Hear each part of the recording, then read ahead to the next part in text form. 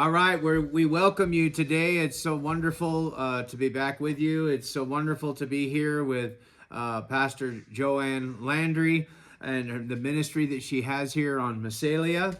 And I wanted to open today with a verse that the Lord Jesus Christ speaks this verse to Paul. It's in the book of Acts chapter 18 and verse 9. It says, "Now the Lord spoke to Paul in the night by a vision. Do not be afraid, but speak, and do not keep silent. For I am with you, and no one will attack you to hurt you, for I have many people in this city." And I wanted just to put that out there to encourage everyone who is working here in the International District, working with the unhoused, working in the midst of the fentanyl epidemic, trying to make a difference for Christ, make a difference in your community, to always remember that God is with us, God is for us, and most importantly, there are many more people here in the city that he is going to reach and touch and change. Amen? Amen. And we want to welcome the Rise Up audience. And this is going to be our podcast for the week. I really love, this is the second one actually me and Cisco have done together. He's got his own podcast. And but these are our issues because God has put on Cisco's heart the International District, him and his church. City Church, right? City Church. New Life, Church New of Life, God. New Life. It's all right. They're so cool. I get to go once in a while and go minister there, and they just have the most beautiful congregation, and we always have a really, really good time together. So we're doing this together, so I just kind of wanted to do like a little mini intro to that. And we're going to be talking about a couple of different issues, right, Cisco? Yeah, we're gonna be talking about getting water out this summer.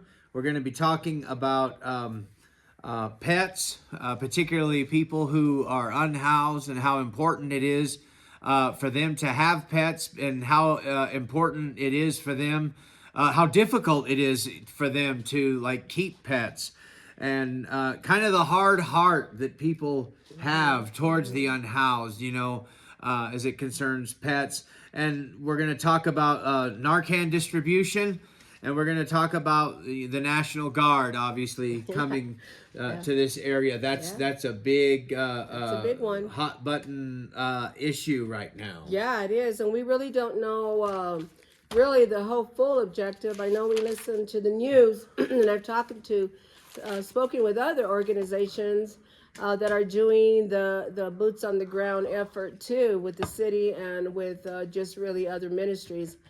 And everybody's just kind of watching to see what kind of relationship hopefully we can create with the National Guard, because if they're going to be here for 6 months and longer, I would like to create a relationship with them here, because we are so involved here with showers with the homeless, with the shelter itself, with people coming, every single day into the property. They're walking to and fro up inside the sidewalks. We want them to know that this is a welcoming project that we do here. And we are friends with the homeless people here. And we want to see that when they do reach out to them, that it's in a humanitarian way. I never even thought about that. The idea or the reality of their presence could drive people away from Compassion Center. It could actually hinder people from coming here. It could hinder people from going to God's Warehouse, some of these other places, because Francis House. Yeah, and it all depends on how they're going to conduct themselves, what kind of attitude are they going to take. And that's why it's so difficult to try to there's so much speculation, because we don't know what's going to happen. Right. But I never thought about that. How do the unhoused, because they are a community, so how does the unhoused community, what do they think about them coming here? Obviously you have a lot of people that flock here, come here for resources, come here for food, come here for spiritual And nourishment. recovery. We have a recovery at Yeah. night, and that gets filled up. During the spring and summer, we're going to be, in our tent, our open air tent.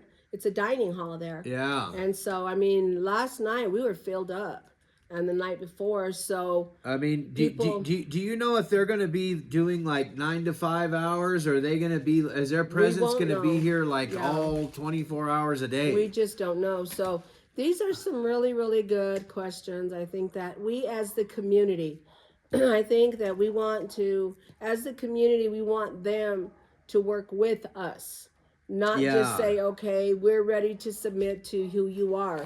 We would like this to be more of a community thing where everybody could feel comfortable here and not hinder what's going on here with the Compassion Center and the Interfaith Bible Center, because our recovery program is so important.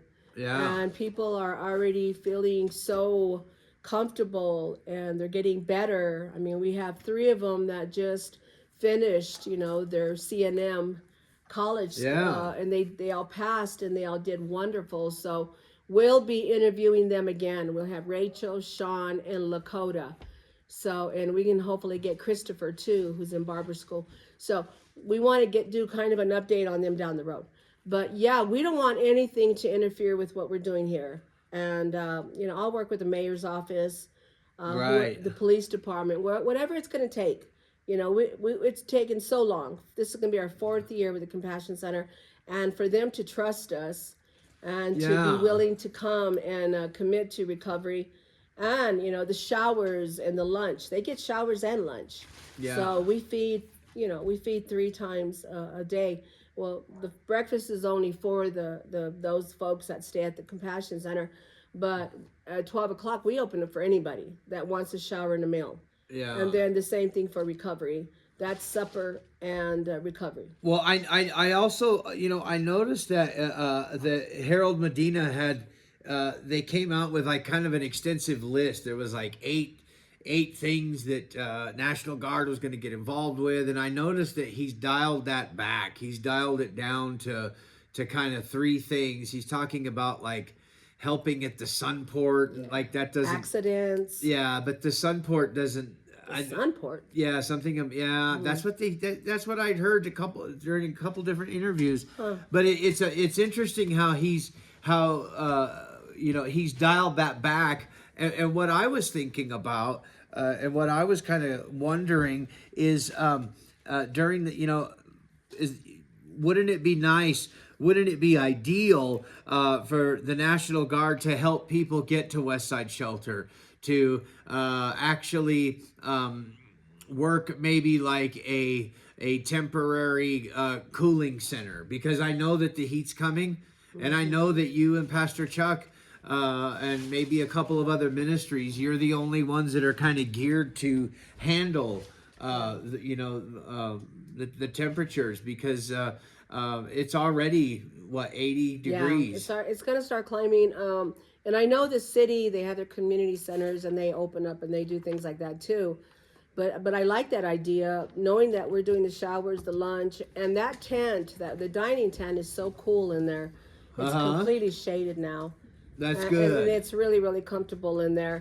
And plus, we're going to have ice water everywhere.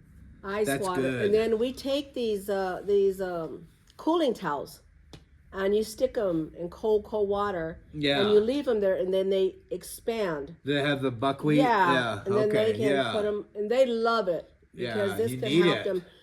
So our idea is having that ice water from 7 a.m. into 8 p.m. Anybody can come in during that time for them and their pets, and then they can, if the National Guard, ACS, if they would bring somebody that's having a hard time with the heat, we can set them down, we can cool them down with a cold towel, give them one of these, give them something cold to drink until, they can get their mind back again, because that's what we see happening during the summer times. They come in and they're just dizzy. Yeah, lethargic. Yeah. So we haven't had to call an ambulance too many times for them because we know what to do. Yeah, heat exhaustion. Heat exhaustion. We have the puppy pools. Yeah. So the dogs have their own swimming pools, and with toys in it. So they love to just stand in there because people, they don't really comprehend the fact that there's a 99 degree, and they're walking their dogs on that. Yeah. So what I'm thinking of too, Cisco, is maybe buying some of those little baby booties. Yeah, Little for baby the dogs. Yeah, maybe double them up and see, maybe put Velcro around them, and maybe see if maybe some of these pet owners would want to put those on their dogs, because it's too hot. I mean, if it's too hot for me, it's going to be too hot for a dog. And like, why is it so difficult? A lot of people, they just don't. I hear this all the time with pets, because you're the only ministry that really tries to help the pets and the animals. I mean, I know that Pastor Chuck will allow the dogs to come in during feeding time and stuff like that. But why is it so difficult for the unhoused to leave their pets behind? Because a lot of people that don't understand addiction, they don't understand homelessness, they don't understand being unhoused. They look at that and they say, well, obviously this person can't take care of themselves, so you would think that they would just get rid of the dog, worry about themselves. No. And that's a terrible attitude. But a lot of people, they have that attitude. But that's their family. Yeah, and it's actually a double standard, because many who are not unhoused would never even consider leaving their pets behind. But when it's somebody else, right? When it's somebody else that has the problem, when it's somebody else that has the dog, they're like, just fend for yourself, think about yourself. And that's a hard-hearted individual, obviously. But we know, sadly, there's a lot of people like that, and it's due to ignorance. But a lot of people are like, well, you can't even take care of yourself. What in the world do you have a dog for? Get rid of the dog. But so explain to people, why. Because that's a problem, and people are they don't understand the dynamic between a person that's unhoused and has a pet. Right. And that's why we kind of kicked in, because we would assess it and we would say, you know what? And I fall in love with all of these dogs, all of these pets. Yeah. And we kind of are some of their main feeding place for the animals. Mm-hmm. So we're always welcoming donations of pet food, leashes, collars. Yeah. Because they'll lose them. And they have to have a leash in the community. That's the law. And not only that, but when you can get 10 dogs in here for any of the meals, some of them are a little bit more aggressive. I've seen it. I've seen it with Pastor Chuck's. Yeah, they can get real aggressive. So we really want them to take control of their dog. We have containers with dog food and treats for the dogs, and we're the one that gives out the collar and the leashes the majority of the time, and then they lose them. So you fall in love with these pets, and I saw 2 of them die of parvo last year, and that was all preventative, all of it. But they get so caught up either in their drugs, or they don't have the finances, or the money that they do have, they're not applying it towards that as a necessity. So one thing, I think one of the greatest things I've ever done in this community, Cisco, was I connected with the Humane Society. Tell us about that. Yes, Miss Madison, she's so precious. Uh-huh. And they started bringing us dog food. They heard about what we're doing here. And then I sat down and I said, is there any way you guys can come out and help me with some vaccines? The parvo, rabies, even chip. And they came out. They came out like 2.5, 3 weeks ago. And there's over 60 dogs. And they were lined up from the front of the sidewalk all the way down and across. Yeah. And it was beautiful. They had each one. They treated everybody like they were the only person in their office, and they were just out in the street with them, and they welcomed the owners, and they had like treats everywhere, because they have to distract the dog while they give them the shots or chip them, But my heart was so warmed because I knew every single one of those dogs were not going to die of parvo. So as we're talking about pets, like I know that people can get involved with donations. They can donate coats, they can donate clothes, they can donate financially. But how can people help with your efforts to help the unhoused? You mentioned collars. What are some of the other things Yeah, that you leashes, need? dog food, laundry soap. We have the washer and the dryer. Bubba, can you get my phone and take it out of here? Thank you. You know, we have, the washer and the dryer, Uh-huh. and we try to apply that not only for taking care of our towels, that we have to need, and then the compassion folks, but we try to do a couple of loads per homeless, a day also. Now, can just do they have to be in program, or they could just come No, in? no, they can come in, but I can only take two a day. Two a day. That's it. Yeah. Because I'm doing towels. It's a lot. But at least you're offering it. Right. We offer it. Our washer and dryer went down.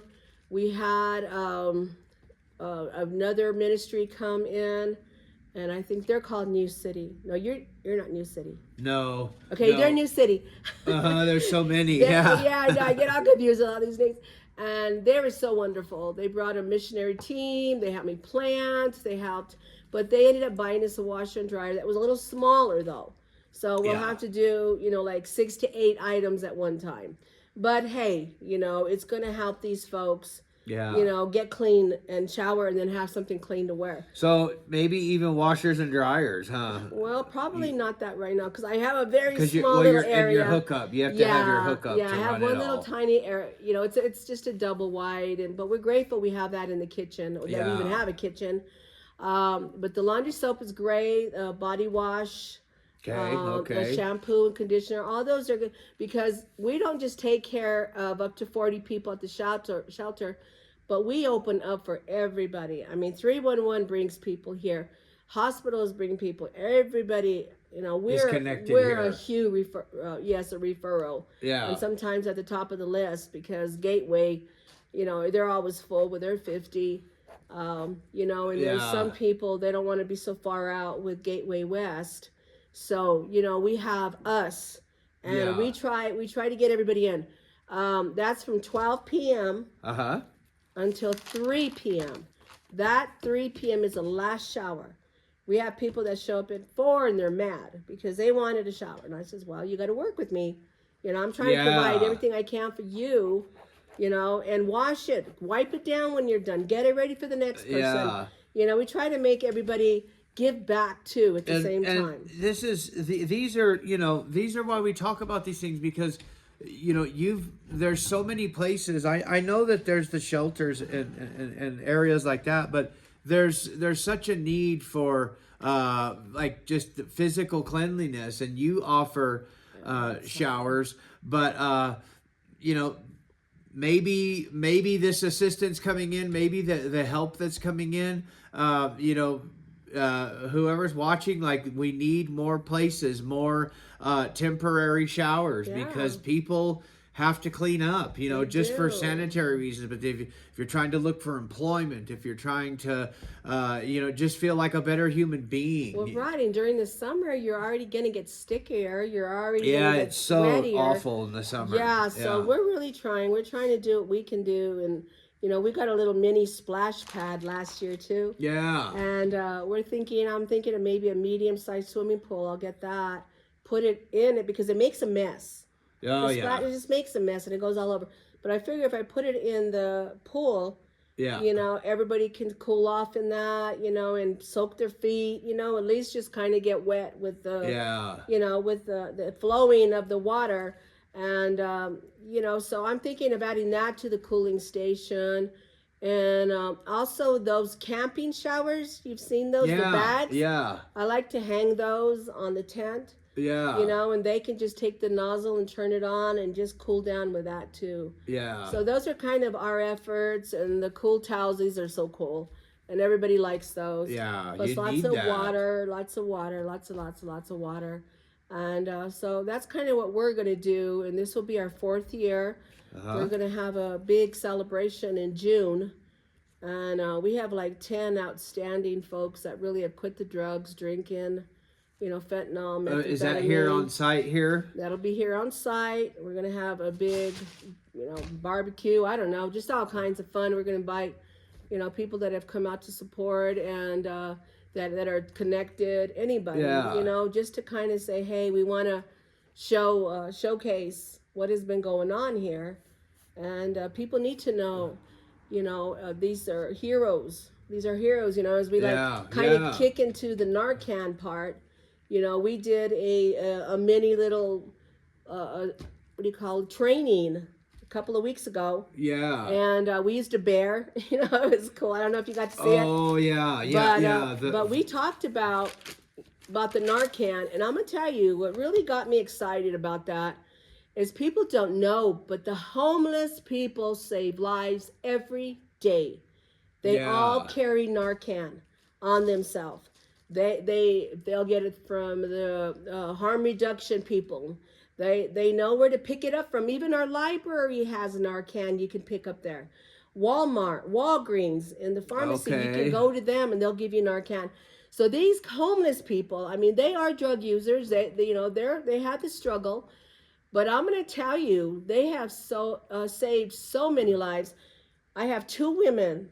One of them said she has saved over 100 lives, Yeah. and the She other probably one has. over 150. Yeah. And people will walk over them if they see them overdosed, or they'll be in an alley using, and because they have a warrant, they'll take off because they're Yeah. afraid that person dies right there when they Yeah. could have been saved. So we kind of went through that. I myself, I didn't know exactly how to do CPR. I had seen it, but we had our friend Leslie, Yes. and her Yes. and her husband, they were EMT workers, and she just showed the simplicity of where to put your hands and how to do. And I know now I can save somebody's Yeah. life. That's So that good. was so exciting. It wasn't fancy. There was no certification. It was just street wisdom survival. And these people do it every day, and nobody knows about that. Yeah, that's so interesting. It's so good to hear that because you know New Life Church of God, our church, more efforts are being made to help ministries obtain Narcan or Naloxone. Nice. And New Life Church of God, we're having a seminar May 10th.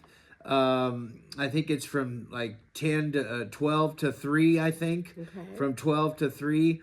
And then we will be certified to be a distribution center because Nice. we want to help ministries like yours, Pastor Chuck, Intercede, some of these other ministries that go Yes. out. Yes. You have to have Narcan if you're going to minister Right. here Right. in the international You district. You do. have to have it, and you have to. A lot of people. They really, even Christians, they really struggle with making Narcan easy to obtain Right. and accessible, and that's something I've never understood. Yeah. But yet the dilemma exists. I was thinking about, hopefully the National Guard will have it on them. Hopefully they have Yeah. been Narcan trained. Well, they need it on. That them. would be awesome. I Yeah. mean, really, because we had a gentleman, and he was at the bus stop, and a 60-year-old woman went out into an overdose because of fentanyl. He didn't know what to do. The lady next to him didn't know what to do. And they just ran out looking for anybody that might be. And thank God ACS was available somewhere. They went and they got them. Of course, everybody started calling 911. And she had been out a while. So this was a miracle.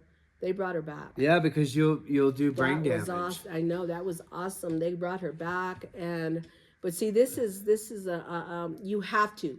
Yeah. You can't just say, well, we're just going to go out and hang out in your district and pass out sandwiches, and what are you going to do when you come up on this? Because we never know. Yeah, and They could be in the bathroom. Yeah, and you can't just have the old fundamentalist attitude like. And this goes both. There's two components to this. There's many more, but you just can't have the old fundamentalist attitude like, well, I serve a God that heals and I serve a God that can deliver. Yeah. Well, that's true, but like, what if God gives you wisdom and God gives you sense and God gives you understanding, and every good and perfect gift comes from above, right? We find that in the epistle of James.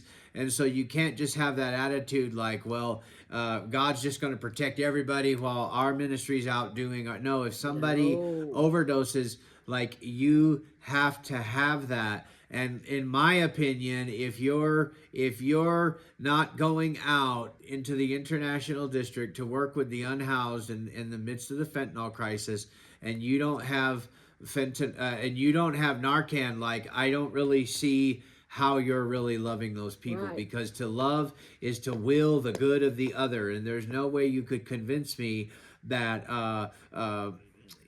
we're just not going to carry it, we don't agree with it. Well, then if you don't agree with those things, you need to really check your heart, and why are you really out here in Because the you could first save place? that life. I mean, think Yeah. about Jesus.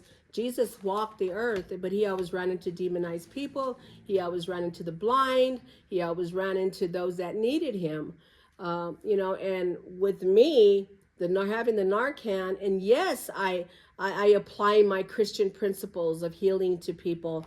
The one gentleman, I mean, my God, I had found him in the bathroom, and that's why we do a 5 minute, pulled him out. Yeah. The homeless did it. I mean it. They're like, get the Narcan.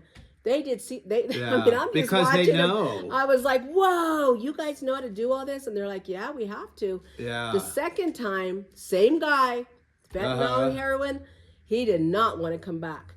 And that's when I used my Christian application of the authority God gave us, the healing.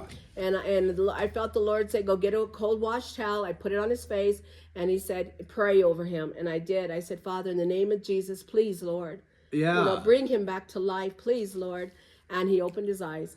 And so see how that goes hand in hand? Miraculous. Yeah, we need the medicine along with prayer, because we are God's children, and he does give us the authority to do that, to bring life to people, to pray for them, and to help them with grace and mercy, of course.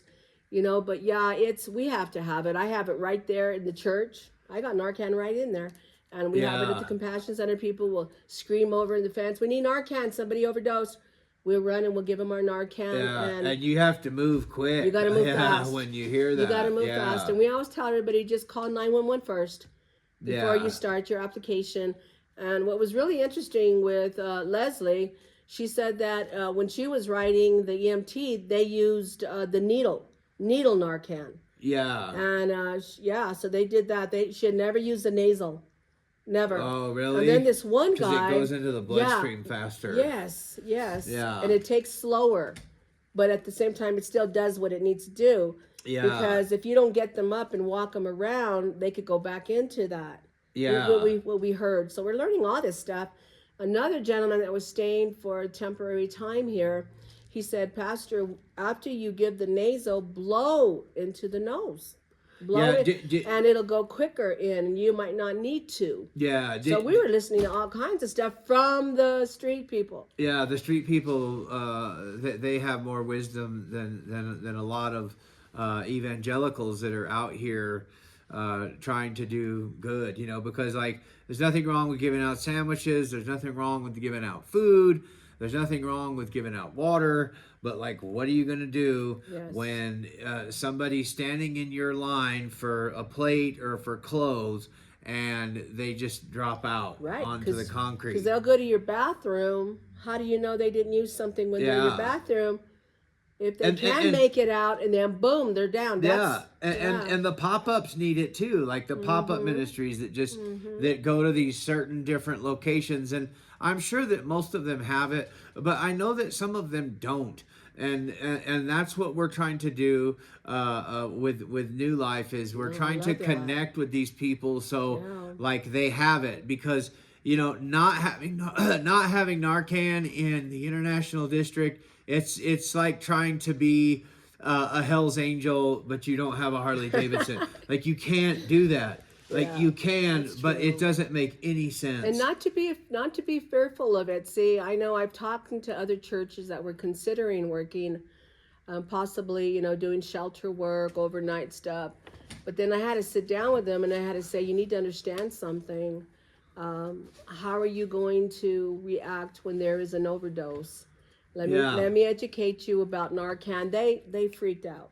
They ran off, and they said, this is not for us. Well, and a lot of it is ignorance, because people and like you said, it's fear, but it's also willful ignorance. Like, people, like, they don't want to know about it. They don't want to look at it. They don't want to come to these areas here in the city because people want to pretend that these problems don't exist. And I think that's why the National Guard now is having to come in, because for so long the general public has tried to pretend like these problems don't exist. Business closed, business after business after business is closed due to theft. And I believe that theft is inside and outside. I believe there's people that are stealing that work there, probably more than people that are stealing that come in. But it's that willful ignorance. People just don't want to look at it. We just want to take the path of least resistance and pretend that the fentanyl problem doesn't exist. We want to pretend that people aren't being trafficked. We want to pretend that men and women are just disappearing and we don't know where they are, and that these awful things are happening here in this city. But we have to look at these things, and now now it's gotten to such a point to where the National Guard is coming in, and so we're going to have to. Because some believe that with the National Guard coming, some believe that any military presence isn't ever good. Well, and that's why we have to see, for ourselves what's going to happen. I want to give an open door to them and say, help. If you see somebody out because of the drug and you see a dog hasn't had water in hours, they could do something like that. Walking down the street and seeing the needs that are going on here, that can be very, very helpful. So the Compassion Center... And they're going to have to extend the olive branch to the unhoused that are here, because you've seen this, I've seen this, Pastor Chuck has seen this. Even the locations where things are going on here with drugs, prostitution, selling drugs, all these, it changes from one corner to the next. There'll be a hot spot for 3 weeks and then it'll change. And cat and mouse. They tell them you got to go. So they go, they give them a citation. Okay, which they can't pay because... No, they don't go to court. So now they have a warrant. And then there they go, and it's just this thing that goes on and on and on and on. So hopefully, we'll be able to find a remedy for all of this. And again, a humanitarian approach. Let's find out what's going to work. And there's still some application that the city's never applied towards the curbside walk homeless people. Is there an ordinance against camping on the sidewalk? Oh, that's the first one. They put that into place, but they also put into place the 4 foot for when you're driving through the metro and getting in and off the interstates. How people were aggressive panhandling or panhandling, and it had to be 4 feet. But none of those are enforced. The obstruction of the sidewalk has always been, and they can initiate. So that's camping. Right, and they can initiate the law with that. But usually, they'll give them a citation, then they'll get them moving on. We see that. Let me tell you what happened this week. We had a car just right there on Mesilla and Trumbull, and it broke down on the guy, Yeah, sure. So he just kind of abandoned it and went out and went partying with his friends and whatever they're going to do. Well, there's some other homeless people that got in that car and decided that they wanted to sleep in it. Wow. Well, he got word of it. He came out and he shot 6 bullets at the fence. Oh, at your fence? No, not at mine. But it was across the street from me. Yeah. And there's an apartment building and 2 little casitas, little apartments there. And he just shot it at the fence. We heard the 6 gunshots. I called the Compassion Center, said, what's going on? I heard gunshots. And they told me what had happened. And then finally the guy came the next, or maybe that same evening, and they pushed the car. Now, so it's somewhere else in the community. But this guy has a gun, and he shot out, so which was not good. Because bullets, they can just go anywhere. But right? And what a lot of people don't understand is they're like, well, the car's gone, so the problem's gone. No, the car is, like you said, the car's just somewhere else around here. Yeah, so maybe the National Guard can help with stuff like that. Yeah. I mean, so, I'm trying to see the positive of it. I have meetings with the homeless here. They come in, I hear anything. I play it on the TV. Exactly what the news said. They know exactly what's coming in, and then we have a discussion about it. Because I want them to be aware. You Yeah, know, well, you're educating, well, we and have to be because they're human beings. yeah, That's somebody's son. That's somebody's daughter. Somebody's mother and father out there, grandchild. yeah, and that's good that you're doing that because I talked to I did a little 5 minute clip last Sunday with Steven. I saw. You know Steven. He's real nice, Yeah, I saw that. and and Steven said that the general consensus, from what at least from what he can understand. And he understands quite a bit. You know, you'll talk to him for a minute or two before he'll kind of drift into uh, kind of different areas with his thought process. But for the most part, he's fairly coherent. He's very intelligent. But he said that for the most part, when I asked him about the National Guard, that people are very afraid nervous. that they're coming here. Yeah, they don't know if this is something deeper, if this is where they want to now pick them up and take them to camps, and there's a whole lot of things that can go through this is a martial question. law. I mean, there's all kinds of stuff that's going through heads, not knowing. So Pastor Chuck, we've begun to call him the Pope of the International District, but Pastor Chuck brought something up, and he said that that from what he can see, Central Avenue's cleaned up. But my question is where is everyone going? Because just because Central Avenue is cleaned up, it's like the analogy with the car. Just because the car's gone, the guy with the gun is still out there. The car is still out there somewhere. Yeah. So, like, if they're cleaning up Central Avenue, like, where's everyone going? Some of them's going east. Okay. They go in different places. Yeah. They go in, bandos. Yeah, the bando houses. Abandoned houses and apartments.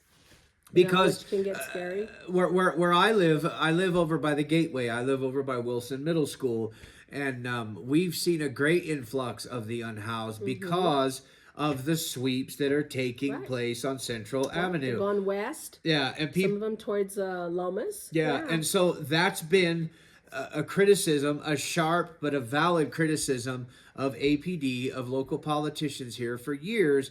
It's like, well, you're cleaning up certain areas, but you're just pushing the problem. It's like a metaphor or an analogy of sweeping dirt up, and just instead of using a dustpan, you just pick up the carpet and push the dirt under the carpet. Goes. We've seen so many new faces coming this way. Yeah. Which means new problems. And Pastor Chuck's right. Pastor Chuck, and what do you think about this? Pastor Chuck said that the crowd is changing. They're youngsters. They're younger people. What do you think about that? Is that valid? We have seen some of them, yes. Yeah. So it's going to do that. But this has always been, I've been here for 30 years next year. This will be my 30th year next year. We came in 96, me and my husband. And it was the crack epidemic at that time. Alcohol, heroin has always been. But you were probably here before they put the blocks in the street, huh? Oh, no, we were here when they had the barricades. Oh, because people were just every shooting through? Every other street. It was a maze. Yeah. It was a maze.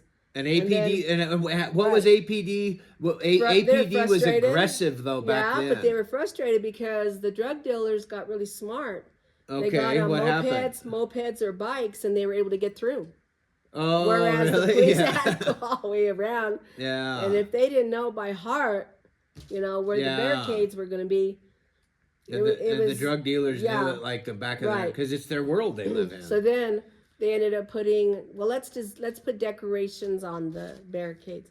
Hence, so they the one out houses. here. They put they put little houses on the barricades. Wow. So then we finally got them to start taking them down.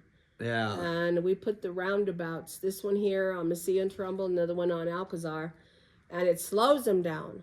Because we have seen them run into poles, flip almost, because they drive like crazy people. Yeah. They've hit them, boom.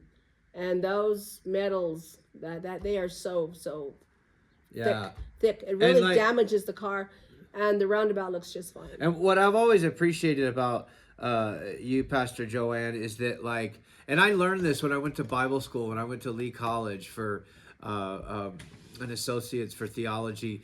I took a world mission class, and they had a thing. They had several weeks that we spent on urban missions. And one thing I learned about world missions is that if you feel called to go to South Africa, then you go to South Africa and you live in the area that you believe Yes. that God has called you to be in. Right. And like you learn the language, you learn the streets, you shop at the same stores, and like you do that. You live here. This isn't just a costume that you put on. This isn't just a facade that you put on a couple of days a week. You're constantly involved. You know this neighborhood, you know the people, and there is a tremendous sacrifice and a price to be paid for that. But the only way that you will ever be effective, according to what I learned in school, the only way that you'll ever be effective, whether you're in South Africa or whether you're down here at Massilia and Trumbull, whether you're on Central in Tennessee like Pastor Chuck, is you've got to be at these places all Present. the time. Yeah, well, That's true I think- missionary work. I think it is important because the people need to see that you're real.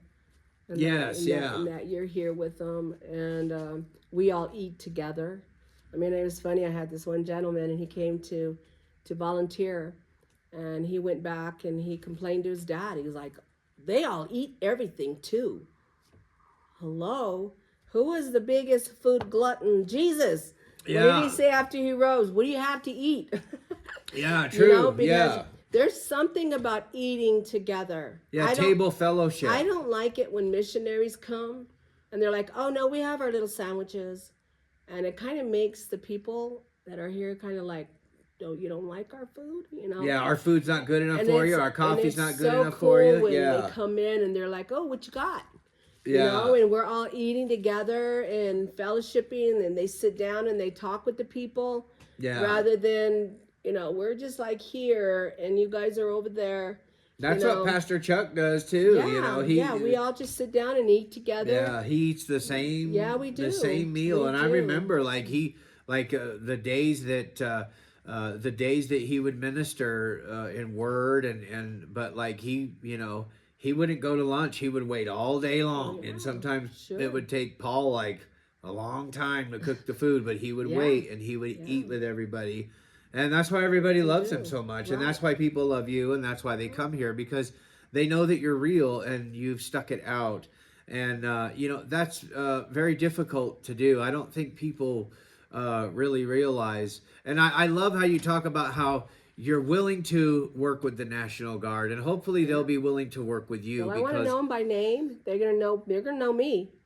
I mean, if I gotta go find them, and they'll know the Pope. They'll know Chuck too, because we're personal. You two are you've been here the longest, and you have successful ministries here, and it works. I mean, it's hard. It's not an easy ministry. I mean, it costs $10,000 a month just to run these two together.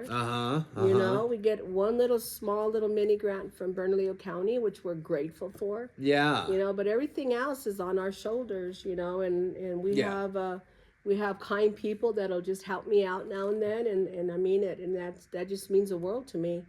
That we can take care of all this. I mean, my water bill for last month was $600 at the Compassion Center. Yeah, That was and it'll go whoa! up, right? What's going on? So it'll go up. well, we have some problems with the heat. we have some problems too. We're working on a little bit of leaking with water showers, and maybe have to replace a few things there too. But that stuff comes up. You have maintenance. You have this to do. You have this to do. Yeah. You got to deal with staff issues, different personalities. Yeah. People that come in, and trash physical out. and physical danger. You haven't people shot into the mobile prop up structure you have there. Right. That's when we had I paid $1,000 for this big huge heater, and we put 20 beds in there, and we had that tent so nice. It was a shelter tent. Yeah. And I mean, we had the big winds and everything, and it stood. Yeah, it was immovable. Yeah, but see, there's a lot of homeless haters. They don't like them, and of course they said, "Well, you're it. This is your fault."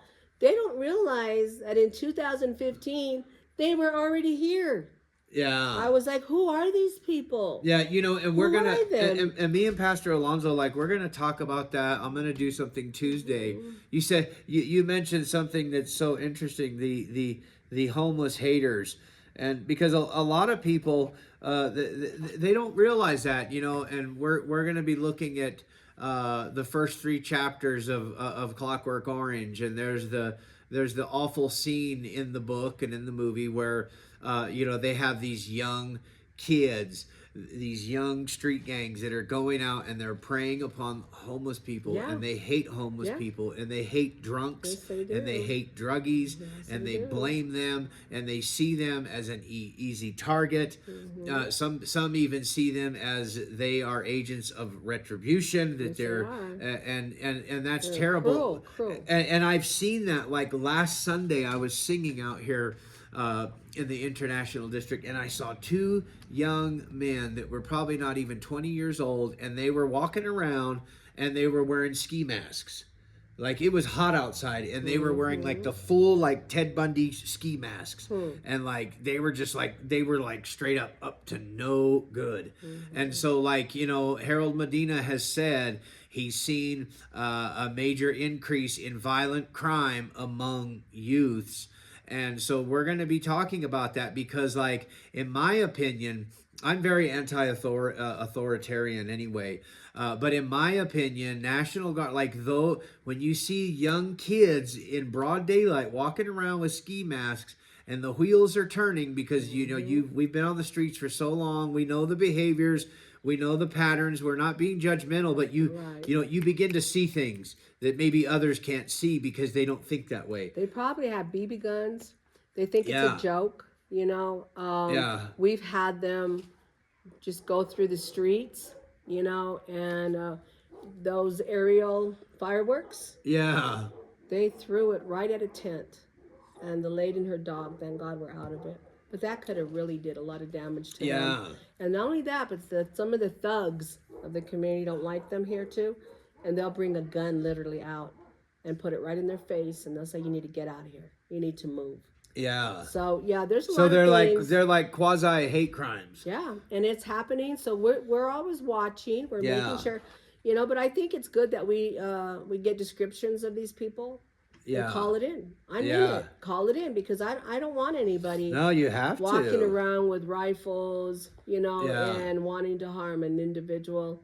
And it's Absolutely. like some of them, they see the gullible, the vulnerable, and they think it's a joke, you know, and it's not a joke. Yeah. And that problem, that's what we're going to discuss too, is that problem has been taking place for a long, Yeah. long time.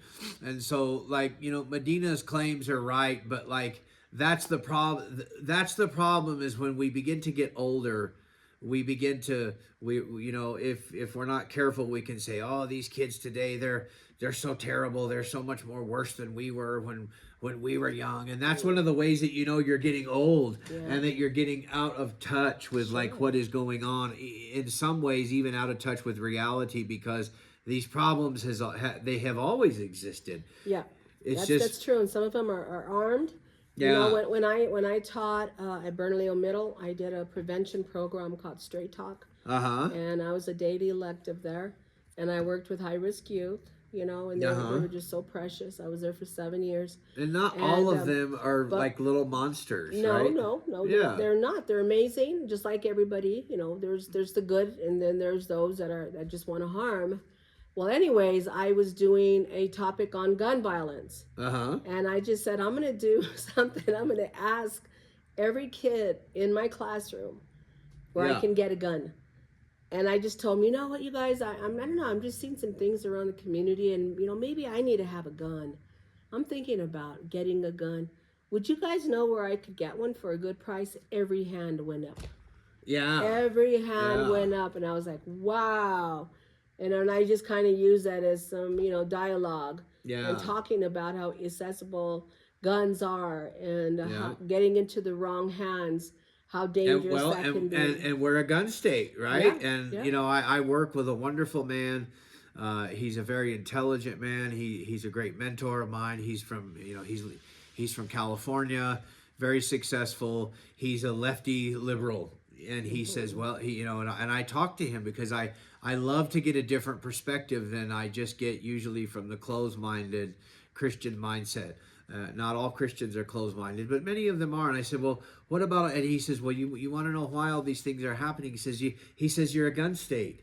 He says, what scares me about Albuquerque, he says, is it's a gun state. It's so easy for people to get guns here. And he says, when you have a guy who feels like he has to take his 38 special to go to Smith's or to go to Walmart to buy his groceries because just in case something might happen, I might have to use my firearm. He says, no wonder we have so many problems because we're a gun state.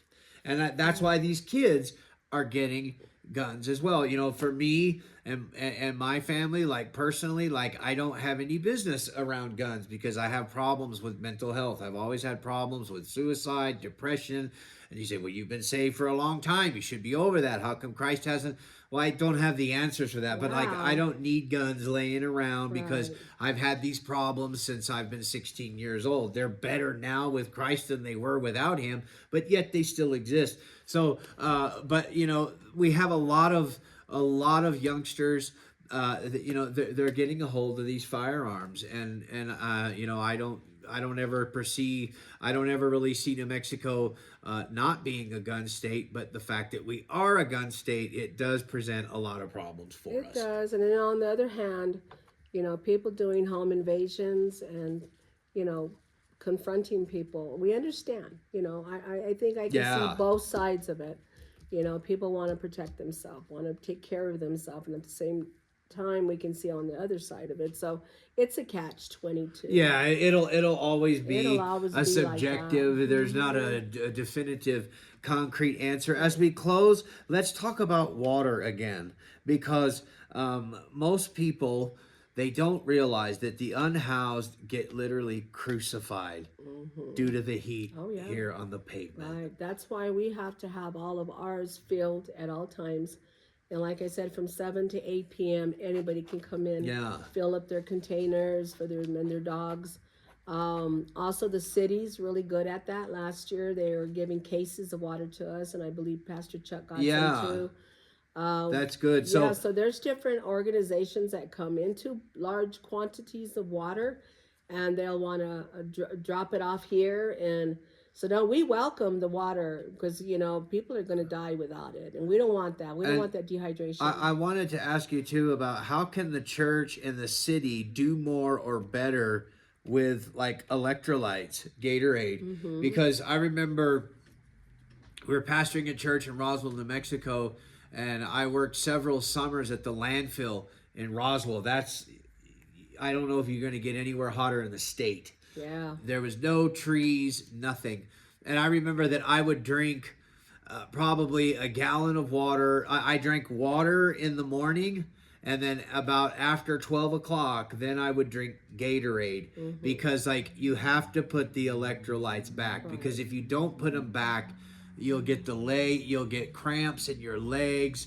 I think that's why a lot of people, they feel so bad. Yeah. Even people that just stay at home and do nothing because they don't drink water. Right. And that costs money. We all know that. Yeah, the Gatorade. But I think having something on hand, like in our closet, for a case that really we know, hey, this person really needs some electrolytes now. Yeah. I mean, having that I think would be great. But usually, that's kind of out of our budget. Yeah. But I understand, Yeah. so, I mean, but that's good to know, having a couple of cases in the closet. Well, maybe the city or maybe National Guard can. I really appreciate what you said about National Guard. The National Guard, they're going to have to work. They don't have to reinvent the wheel. Hopefully, they're going to take the humanitarian approach. Yeah, hope so. Hopefully, they're going to hand out.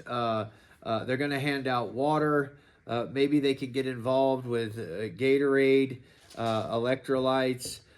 Take people to the shelters because I work outside. I do kind of hard manual labor, and it's already bad outside. Oh, I know. Today, I'm going to go get some more plants for our gardens. We have a lot of gardens over there. And especially out here, like there's no grass, there's no dirt, everything's concrete, and everything's asphalt. Yeah, can get really. So that's why we're adding more water stuff. People can cool down. Have you heard of any cooling centers that are in the works for this area, apart from you and Pastor Chuck? I'm sure Francis House will do something. Okay. Because I know Glenn and them, they do a really good job. And they have their, we all have our cliques, Yeah, well. I got all my cliquey family here, homeless friends and family, and Chuck's got his, and Francis House has theirs, First Nations, all nations. So, I mean, all of us, I think we're all on the same page. I think the city, it does a good job of that, identifying where everybody is, and helping them supply themselves with additional waters and stuff too. So, I see us all kind of working together and trying to make, a change. Now we're going to see how many homeless will be clearing out. See, so we're going to see, you could say, Pastor, you went from 25 showers a day to, 25 to 30 a day. Where are you at now? So I might be doing 15 a day. I don't know. And that's the problem. Just because the unhoused aren't on Central Avenue, it doesn't mean the problem is solved. It doesn't mean people are, But they still might take the bus down. Even if they go more north, they still might take the bus to be at God's Warehouse because that's where they feel comfortable. Yeah. Or they might take the bus here on Trumbull and in Zuni, Louisiana and Trumbull, to be here at the Compassion Center because they need that shower. Yeah. And if they go more west, then you're going to find Noonday the Rock. Yeah, downtown. They have showers there, and also Hope Works, right? Don't they have showers? Yeah, I think Hope Works might. So they might be picking up more of the slack. Yeah. But then again, it might not even change. We might start getting more because Francis House isn't going to feed anymore on Tuesdays, I think they said. God's Warehouse has that Thursday day off. Yeah. So I think it's different, because we never close. We're always 24/7. But on the feeding, we do that every day also. The showers are not on Sundays. Sundays is the day off. And as we close too, Pastor Chuck said more or less the same thing that you said. He said, Pastor Chuck said, we don't have to reinvent the wheel.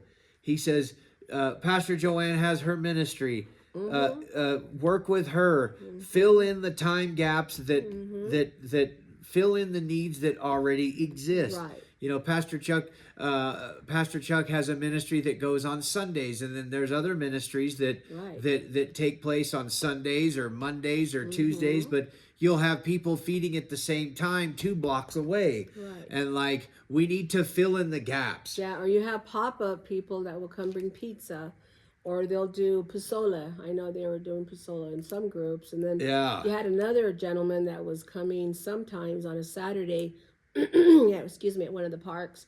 And then I don't know, nobody's seen him around. So it's just different. Sometimes people get really drained out. Oh, I've seen pastors start churches here, and they're all gung-ho. They just tear them to pieces. Oh, yeah. And then they're like, well, where'd they go? What happened here? It's not for the weak. No, it'll tear them to pieces. This is not about money. This is not about money. It'll tear all of us to pieces if we're not locked in. If you think you're going to make a lot of money being here, think again. Yeah. You better be ready to have a giving heart. This is my missionary. I do not get paid for what I do here. Yeah. I get paid in different ways. Yeah. My father takes good care of me. And and this is not about money. And give it back. Let's keep this place going. Yeah. Well, and Pastor Chuck's like the Pope of the International District, and you're kind of like the Mother Teresa of the International District. That's what my aunt calls me, the Mother Teresa. It's so challenging, but yet it's so needful and necessary. Thank you so much. God bless you, Cisco. Let's get How many times did we try to quit? Let's do the closing. Let's get together and find out if because you're very well connected. Find out if you can have a meeting here with National Guard when they like a forum when That'd they be get fun. here, and I think a people great would idea. come, and a lot of people like Yeah. we want to work with them and Yes, help we them, do. and we want to They're know gonna what be their an motives asset. are. They're going to be an asset. Yeah, they can be. Let's look at it positively. Yeah. And then if they have different stripes on them, we will see that. Yeah, And we'll know we it will right say, away. okay, we have some red flags here, and right to the mayor's office I will go. Okay, Okay, great. right to my commander we will go, because we're going to keep intact what we have as a community, and that's a caring, loving attitude. Right. And Well, Trumbull, it's I mean, we are blessed here. the Christian we have Fun perspective. here. We have fun here. Yeah. You know, and we enjoy what we're doing here. And so whoever's going to come to our community, we want to make sure that they come in with that attitude. God bless you, God and bless thank you guys. you so much. Rise up. God bless. Thank you.